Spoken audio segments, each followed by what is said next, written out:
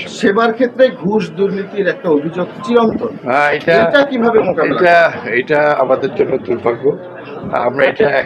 আমরা সুনিশ্চিতভাবে আমরা বন্ধ করতে চাই, এবং কেউ প্রমাণ সহ এটা আসলে তার সঙ্গে সঙ্গে মন্ত্রণালয়ে তার সুস্পষ্ট সুনির্দিষ্ট তার ব্যবস্থা করব। আমাদের বাংলাদেশে আমাদের মন্ত্রণালয়ের ভূমি মন্ত্রণালয় বা ভীষণ চ্যালেঞ্জিং, এবং আমি মনে করি যে আমি এবং আমার ভাই আমার প্রতিমন্ত্রী আইন পেশায় অত্যন্ত দক্ষ। আমরা দুই ভাই মিলে এবং আমাদের মন্ত্রণালয়ের সকল সহকর্মীকে নিয়ে আমরা ইনশাল্লাহ এগিয়ে যেতে পারবো এবং সাফল্য ইনশাল্লাহ অর্জন করতে পারবো।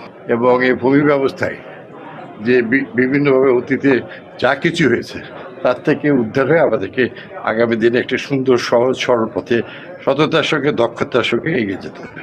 এই মিনিস্ট্রির দায়িত্বে যারা ইতিপূর্বে ছিলেন তারা শুধু এই মিনিস্ট্রিকে বাংলাদেশে বিতর্কিত করেনি, বিশ্বব্যাপী বিতর্কিত করেছে। তো যে কারণে আমাদের মাননীয় মন্ত্রী মহোদয়ের নেতৃত্বে ইটস এ টিম ওয়ার্ক। আমরা প্রথমেই মানুষের আস্থা অর্জনের জন্য কাজ করব। সেই আস্থাটা অর্জনের জন্য সর্বমহলের সহযোগিতা দরকার। এই যে একটা কল সেন্টার আছে, এই সম্পর্কে আমি নিজেও জানতাম না, নিশ্চয়ই আপনারাও জানতেন না।